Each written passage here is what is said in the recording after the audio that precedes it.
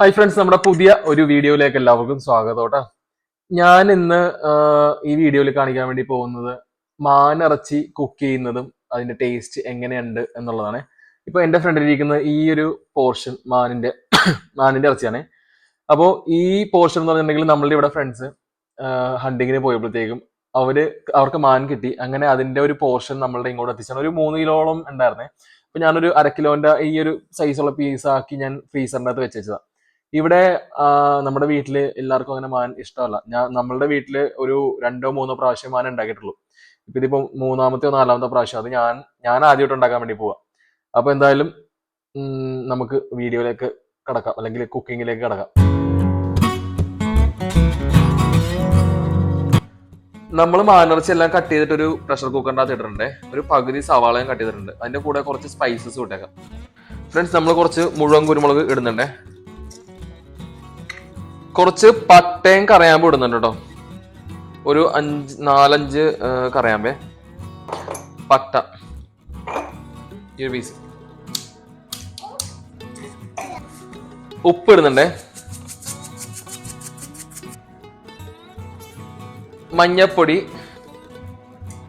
പച്ചമുളക് ഇടുന്നുണ്ടേ. നമ്മൾ ഫ്രോസൺ പച്ചമുളക് നമുക്കിവിടെ കിട്ടുന്നത്. അപ്പൊ അതുകൊണ്ട് പച്ചമുളക് കട്ടൊന്നും ചെയ്യേണ്ട ആവശ്യമില്ല. ഇത് കടന്ന് അടിച്ച് വേവാനുള്ളതല്ലേ, നല്ല പ്രഷറിൽ വേവാനുള്ളതല്ലേ. അപ്പം രണ്ടെണ്ണം മതി, പിള്ളേർക്ക് എരിവ് കൂടുന്ന. മൊത്തത്തിലൊന്ന് മിക്സ് ചെയ്യാട്ടാ. ഒരു 1/4 കപ്പ് വെള്ളം ഒഴിക്കുന്നുണ്ടേ.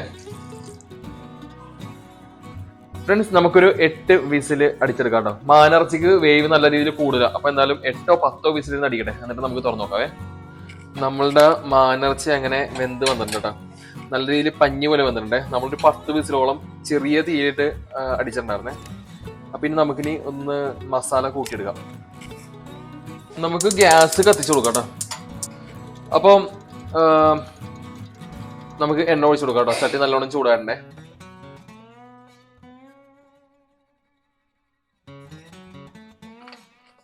ഞാൻ ശരിക്കും പറഞ്ഞിട്ടുണ്ടെങ്കിൽ ഇത്രയും എണ്ണയൊന്നും ഒഴിക്കാറില്ല. പിന്നെ വീഡിയോ ആയതുകൊണ്ട് അന്ന് കാണിക്കുന്നില്ല നിങ്ങൾ. അപ്പൊ അതുകൊണ്ടാണ് ഇത്രയും എണ്ണ ഒഴിക്കുന്നത് കേട്ടോ. ഞാൻ വളരെ ലൈറ്റായിട്ട് എണ്ണ ഒഴിക്കാറുള്ളൂ. ചിലപ്പോൾ എണ്ണ ഒഴിക്കാറേ ഇല്ല. അപ്പൊ എണ്ണ ചൂടായിട്ടുണ്ട്. എണ്ണ ചൂടായതിന്റെ അകത്തേക്ക് നമുക്ക് അരിഞ്ഞു വെച്ചിരിക്കുന്ന പച്ചമുളക്, ഇഞ്ചി, വെളുത്തുള്ളി ഇടാം കേട്ടോ.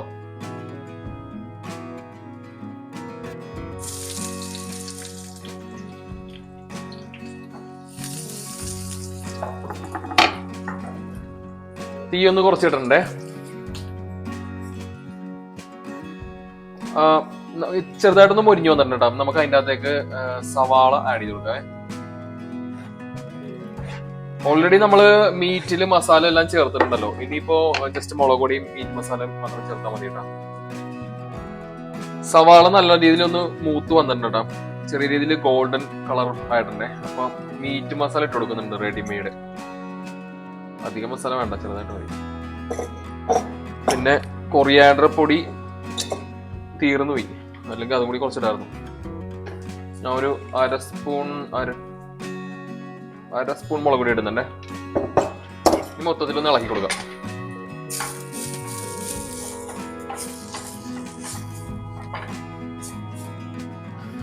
നമുക്ക് നമ്മുടെ അരപ്പെല്ലാം നല്ല രീതിയിൽ മൊരിഞ്ഞു വന്നിട്ടുണ്ട്. ഐ മീൻ നമ്മളിട്ട മസാലപ്പൊടി മൊരിഞ്ഞു വന്നിട്ടുണ്ടേ. നമുക്ക് ഇനി ഇതിൻ്റെ അകത്തേക്ക് നമ്മുടെ വേവിച്ച് വെച്ചിരിക്കുന്ന മാനിടാം കേട്ടോ.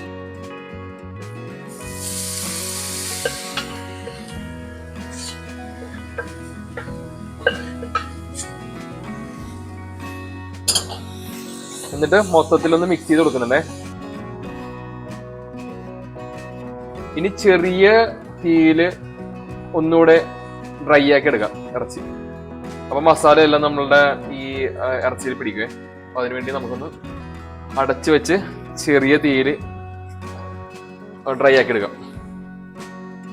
അങ്ങനെ നമ്മളുടെ മാനിറച്ചി റെഡി ആയിട്ടുണ്ട് കേട്ടാ. മാനിറച്ചിയും കുത്തിരിച്ചോറും ബ്രോക്കോളി തോരനും, അതാണ് നമ്മളിപ്പോൾ കഴിക്കാൻ വേണ്ടി പോകുന്നത്. ഫ്രണ്ട്സ്, അപ്പൊ കഴിച്ചു നോക്കാവേ. ഞാൻ ഇതുവരെ ടേസ്റ്റ് നോക്കിയില്ല കേട്ടോ. അപ്പം നല്ല രീതിയിൽ വെന്തിട്ടുണ്ട് കേട്ടോ. ശരിക്കും നല്ല വേവുള്ള ഇറച്ചിയാണ്. കുറെ നമ്മൾ ബീഫ് വെച്ച് കമ്പയർ ചെയ്യുമ്പോഴത്തേക്കും നല്ല രീതിയിൽ ബീഫിന് ഡബിൾ വേവ്, അല്ലെങ്കിൽ ബീഫ് ഒന്നാണെന്നുണ്ടെങ്കിൽ ഇത് 1.5 വേവുണ്ട്. അപ്പോൾ നല്ല രീതിയിൽ അടിപൊളിയായിട്ട് വെന്തോന്നുണ്ട് കേട്ടോ. വിട്ടിട്ട് പോകുന്നുണ്ടേ. കഴിച്ചു നോക്കാം.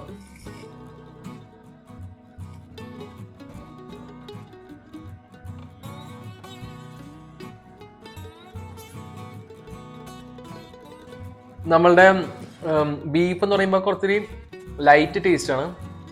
ഇത് ഞാൻ നേരത്തെ കങ്കാരുവിൻ്റെ ഒരു കഴിച്ചിട്ട് അതിൻ്റെ ഒരു ടേസ്റ്റ് ഞാൻ പറഞ്ഞിട്ടുണ്ട്. ഇത് അതിനോട് ചേർന്ന് നിൽക്കുന്ന ഒരു ചായവ്. കങ്കാരി കുറച്ചുകൂടെ ഒരു ബ്ലഡിഷ് ടേസ്റ്റ് അല്ലെങ്കിൽ ഒരു ലിവറിൻ്റെ ഒരു ടേസ്റ്റ് ഉണ്ടല്ലോ, ലിവറിൻ്റെ ടേസ്റ്റ്. ബീഫും ലിവറും കൂടി കഴിച്ചാൽ എങ്ങനെ ഉണ്ടാവും? ഏകദേശം അതേപോലത്തെ ഒരു ടേസ്റ്റാണ് കങ്കാരുവിന്. അത്രയും ലിവറിന് അത്രയും സ്ട്രോങ് അല്ല എങ്കിലും ലിവറിൻ്റെ ഒരു ടേസ്റ്റ് ചെറുതായിട്ട് ആ മീറ്റിൽ വരുന്നുണ്ട്. പക്ഷെ ഇതെന്ന് പറയുമ്പോഴത്തേക്കും അങ്ങനെയല്ല, ബീഫിൻ്റെ കുറച്ചുകൂടെ കോൺസെൻട്രേറ്റ് ടേസ്റ്റ് ആയിട്ടാണ് ഇപ്പോൾ എനിക്ക് തോന്നിയത് കേട്ടോ ഫ്രണ്ട്സ്. അപ്പം അതൊക്കെയാണ് മാനിറച്ചിയുടെ വിശേഷങ്ങൾ. അപ്പോൾ നമുക്ക് നല്ല ഒരു വീഡിയോ ആയിട്ട് ഇനിയും കാണാം. അപ്പോൾ ഭക്ഷണം കഴിച്ചിട്ട് പെട്ടെന്ന് കിടന്നുറങ്ങുക എന്നുള്ളതാണ് അടുത്ത പരിപാടി. അപ്പോൾ ബൈ.